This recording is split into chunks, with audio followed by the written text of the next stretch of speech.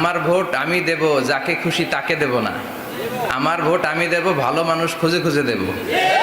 আমরা বিএনপি বুঝি না, আওয়ামী লীগ বুঝি না, জাতীয় পার্টি বুঝি না, জামাত ইসলাম বুঝি না। আমরা সাধারণ মানুষ, এত রাজনীতি বুঝি না। আমরা বুঝি যে যারা ভালো মানুষ, সৎ মানুষ, যারা ইসলামকে পছন্দ করে, আমরা তাদেরকে সাপোর্ট দিব। প্রশংসা করতে হবে কার? আরো জোরে বলেন কার? সকালবেলা প্রশংসা করব কার? বিকেলবেলা, শীতকালে, গ্রীষ্মকালে, ভোট দেওয়ার সময়, ভোট চুরি করার সময়। ভোট চুরি হোক, ভোট কেন্দ্রে মারামারি হোক, আমরা চাই না, ঠিক কিনা? সামনে নির্বাচন, আমরা চাই একটা সুষ্ঠু নির্বাচন এদেশে হোক, শান্তিপূর্ণভাবে আমরা আমাদের নেতা নেত্রীদেরকে যেন বাছাই করতে পারি, ঠিক কিনা?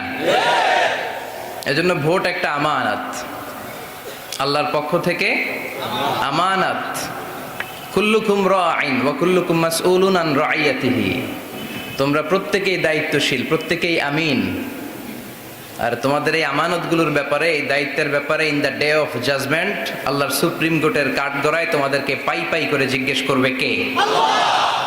এজন্য আমার ভোট আমি দেব, যাকে খুশি তাকে দেব না। আমার ভোট আমি দেব, ভালো মানুষ খুঁজে খুঁজে দেব, ঠিক কিনা? এই দেশে ভালো মানুষের কোনো অভাব নাই, চিল্লায় বলেন ঠিক কিনা? আমরা বিএনপি বুঝি না, আওয়ামী লীগ বুঝি না, জাতীয় পার্টি বুঝি না, জামাত ইসলাম বুঝি না। আমরা সাধারণ মানুষ, এত রাজনীতি বুঝি না। আমরা বুঝি যে যারা ভালো মানুষ, সৎ মানুষ, যারা ইসলামকে পছন্দ করে, আমরা তাদেরকে সাপোর্ট দিব। কারণ তাদেরকে সাপোর্ট দিলে আমাদের এলাকাগুলোতে রহমত পাঠাবে কে? আল্লাহ সহি সমুজ আমাদেরকে দান করুক। নেতা নির্বাচনের ক্ষেত্রে আমাদের খুব বেশি সাবধান হওয়া উচিত, এবং নেতা ভুল করলেও আমাদের ঠিক করে দেওয়া উচিত, ঠিক কিনা? ইমাম সাহেব নামাজ শুরু করেছেন, ওয়াদ-দুহা ওয়াল-লাইলি ইযা সাজা মা ওয়াদ্দাআকা রাব্বুকা ওয়া মা ক্বালা।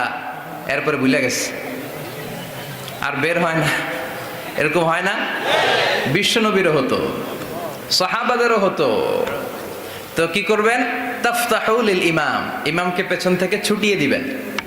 ইমামের জিহ্বায় যদি গিড়া লেগে যায়, সূরা যদি আয়াতগুলো আটকে যায়, প্রথমে টাইম দিবেন যে উনি ছুটাতে পারে কিনা। অনেকে আবার পিছন থেকে ওত পেতে বসে থাকে তারাবির নামাজের সময়, না? এটা ঠিক না। এই নিয়ত যদি হেফজ করেন, দিনও শেষ, দুনিয়াও শেষ, আখিরাতও শেষ, ঠিক কিনা?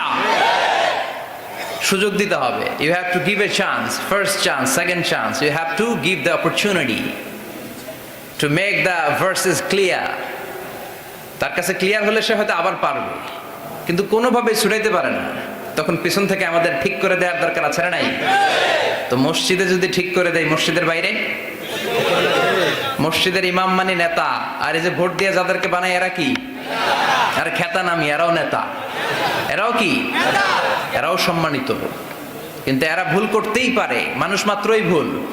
এজন্য মসজিদে ইমাম যদি ভুল করে দেয়, আন্তরিকভাবে যেমনি শুধরে দেয়, সমাজের নেতাও যদি ভুল করে, শুধরে দিতে হবে, চিল্লায় বলেন ঠিক কিনা? এজন্য এই আমানতের খেয়ানত যেন না হয়। One of the minor sign before the day of judgement, কিয়ামতের আগে একটা ছোট্ট আলামত হচ্ছে আমানতের খেয়ানত হয়ে যাবে। যে যেখানে বসার যোগ্য সে সেখানে বসবে না। এরকম সমস্যা সমাজে আছে না নাই?